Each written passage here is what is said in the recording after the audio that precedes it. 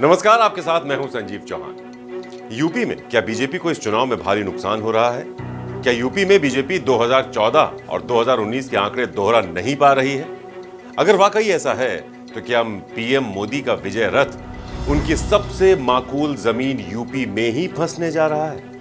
और सबसे बड़ी बात, इसमें यूपी के सीएम योगी आदित्यनाथ की उदासीनता को क्यों कारण बताया जा रहा है? क्या सीएम योगी वाकई आक्रामक तरीके से यूपी विजय के लिए नहीं लगे हैं या फिर उनके खिलाफ जानबूझकर खबरें चलाई जा रही हैं? तो ये चर्चा आजकल दिल्ली, लखनऊ में सत्ता के गलियारों से लेकर यूपी की गलियों चौबारों तक आम है। अगर ये चुनाव जीत गए, इन्होंने बीजेपी का एक नेता नहीं छोड़ा। आडवाणी जी की राजनीति खत्म कर दी इन्होंने, मुरली मनोहर जोशी की राजनीति खत्म कर दी, सुमित्रा महाजन की, शिवराज सिंह चौहान जिसने मध्य प्रदेश का चुनाव जीत के दिया इन लोगों ने, शिवराज सिंह चौहान ने उसको मुख्यमंत्री नहीं बनाया, उसकी राजनीति खत्म कर दी। वसुंधरा राजे की जो राजनीति खत्म कर दी इन्होंने, खट्टर साहब की राजनीति खत्म कर दी, डॉक्टर रमन सिंह की राजनीति खत्म कर दी। अब अगला किसका नंबर है? योगी आदित्यनाथ। अगर ये चुनाव जीत गए, मेरे से लिखवा लो, 2 महीने के अंदर उत्तर प्रदेश का मुख्यमंत्री बदल देंगे ये। योगी आदित्यनाथ की राजनीति खत्म करेंगे, उनको भी निपटा देंगे ये। यही तानाशाही है दोस्तों। जब व्यक्ति जेल में जाता है ना, उसकी बुद्धि भी पलट जाती है। और ऐसे ही आम आदमी पार्टी के अध्यक्ष दिल्ली के मुख्यमंत्री अरविंद केजरीवाल की बुद्धि भी भ्रम में पड़ गई है। वो जेल क्या गए कि जेल में जाकर के उनको ये लगता है कि अब जेल के बाहर कभी नहीं आना है, तो अब उनको मुख्यमंत्री पद का इतना लालच हो गया है कि वो अपनी बात को मेरे साथ जोड़ने का प्रयास कर रहे हैं। तिहाड़ जेल से जमानत मिलने के बाद अरविंद केजरीवाल जनता के सामने आए तो उन्होंने बीजेपी पर यह बड़ा तीर चला। उसके बाद लखनऊ में अखिलेश यादव के साथ प्रेस कॉन्फ्रेंस करने पहुंचे तो भी उन्होंने यही बात दोहराई कि बीजेपी अगर यूपी में बम्पर सीटें जीती तो चुनाव के 2-3 महीने बाद योगी आदित्यनाथ को मुख्यमंत्री पद से हटा देगी।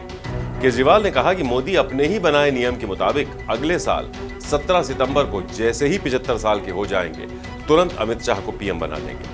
केजरीवाल कह रहे हैं कि अमित शाह के पीएम बनने की राह में अब केवल योगी ही कांटा है, इसलिए बीजेपी ने उन्हें हटाने का प्लान बना लिया है। तो केजरीवाल के इस बयान का योगी आदित्यनाथ अपने ही अंदाज में जवाब भी दे चुके हैं। उन्होंने कहा है कि तिहाड़ जेल में रहने के दौरान केजरीवाल का दिमागी संतुलन गड़बड़ा गया है, उनकी मति मारी गई है जो ऐसी बातें कर रहे हैं। दिलचस्प बात यह है कि केजरीवाल के हमले में 2 बातें हैं। पहली ये कि अगर बीजेपी बम्पर चुनाव जीती तो योगी को हटा देगी, और दूसरी ये कि प्रधानमंत्री मोदी अपना उत्तराधिकारी अमित शाह को चुनेंगे, उन्हें प्रधानमंत्री बना देंगे। दिल्ली में केजरीवाल ने पहली बार ये बयान दिया तो उसके तुरंत बाद बीजेपी का दूसरे वाले पॉइंट पर जवाब आ गया।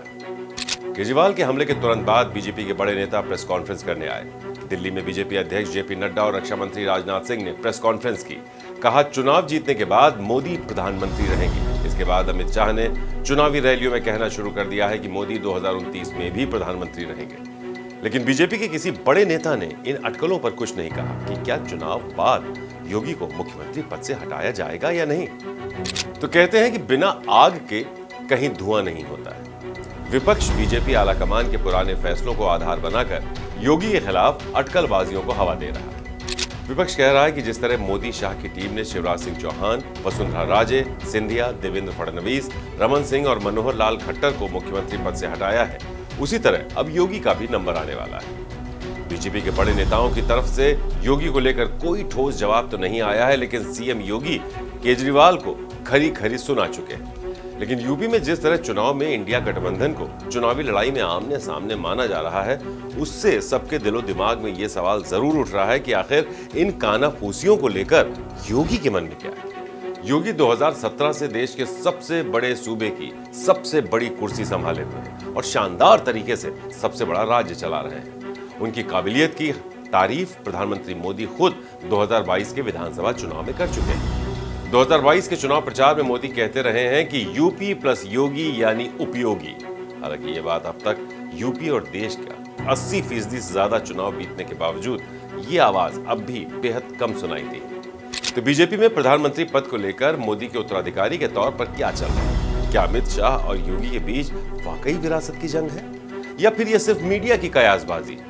अब ये तो बीजेपी और आरएसएस ही जाने, लेकिन यूपी के गली कूचों में ये बात बहुत जोर शोर से चल रही है। छठे और सातवें चरण में यूपी के अवध और पूर्वांचल के 27 सीटों पर चुनाव है। भोजपुरी और अवधी बोलने वाला यह पूरा इलाका अपनी बात रखने के लिए काफी मुखर यानी वोकल माना जाता है। इस इलाके में एक कहानी आजकल हर गली मोहल्ले चाय पान की दुकान पर सुनाई दे रही है। तो कहानी कुछ इस तरह है। गुजरात से एक शेर यूपी पहुंचा।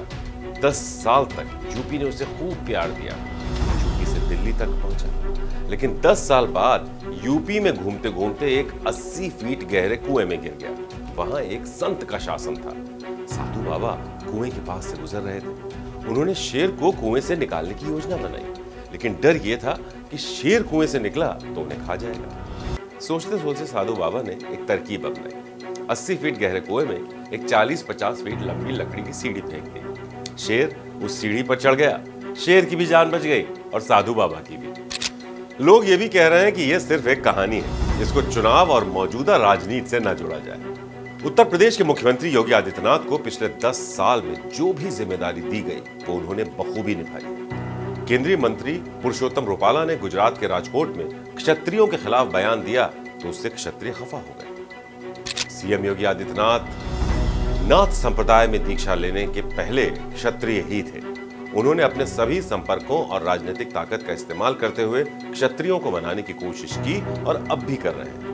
यूपी के मेरठ मुजफ्फरनगर में उन्होंने ठाकुर नेता संगीत सोम की नाराजगी दूर करने की कोशिश की तो पूर्वांचल में कई क्षत्रिय नेताओं को मनाया और अब भी लगातार मना रहे हैं। लेकिन योगी के खिलाफ कैसरगंज के पूर्व सांसद बृजभूषण शरण सिंह जैसे नेता लगातार परोक्ष अपरोक्ष तौर पर बयानबाजी कर रहे हैं। पिछले हफ्ते बृजभूषण शरण सिंह ने अपने बेटे करण भूषण सिंह के समर्थन में एक रैली की। उसमें यूपी के बीजेपी नेता और पूर्व नौकरशाह अरविंद कुमार शर्मा भी शामिल थे। बृजभूषण शरण ने संबोधन की शुरुआत में कहा, मंच पर बैठे यूपी के मुख्यमंत्री श्री AK शर्मा जी। हालांकि बाद में उन्होंने इसे जुबान फिसलना या फिर स्लिप ऑफ टंग बताया। इन बातों का असर यह है कि कई क्षत्रिय नेता तो योगी के समझाने बुझाने पर बीजेपी का साथ देने को तैयार हो गए, लेकिन कई छिटक गए। प्रतापगढ़, कौशाम्बी, सुल्तानपुर, मिर्जापुर समेत कई सीटों पर अच्छा खासा असर रखने वाले रघुराज प्रताप सिंह उर्फ राजा भैया और सुल्तानपुर के दबंग नेता सोनू सिंह मोनू सिंह खुलकर समाजवादी पार्टी के साथ चले गए। अगर अंतिम चरणों की 27 सीटों पर बीजेपी का गणित कुछ गड़बड़ाता है तो इसमें इन नेताओं की बड़ी भूमिका मानी जाएगी। तो कहां तो बीजेपी उम्मीद कर रही थी कि अगर देश के दूसरे हिस्सों से उसे नुकसान भी होता है तो उसकी भरपाई उत्तर प्रदेश से कर ली जाएगी। यूपी में योगी हैं, राम मंदिर है, लेकिन यूपी में योगी और अमित शाह को लेकर जिस तरह अंदर खाने की खबरें सुनने में आ रही हैं, वो अगर सच हैं तो बीजेपी को यूपी में बहुत बड़ा डेंट लग सकता है। यूपी का दर्द इतना बड़ा होता है कि बाकी देश से घाटे की भरपाई की तो बात छोड़िए, देश की सबसे बड़ी कुर्सी तक पहुंचने का डैमेज कंट्रोल भी मुश्किल हो जाता है। यूपी की सियासत से जुड़ा हर अपडेट हम आप तक यूं ही सबसे पहले पहुंचाते रहेंगे। तब तक आप बने रहिए हमारे साथ। नमस्कार। श्रेष्ठ भारत पर खबरों से जुड़े रहने के लिए चैनल को सब्सक्राइब और लाइक करें, बेल आइकन दबाएं और देखते रहें श्रेष्ठ भारत।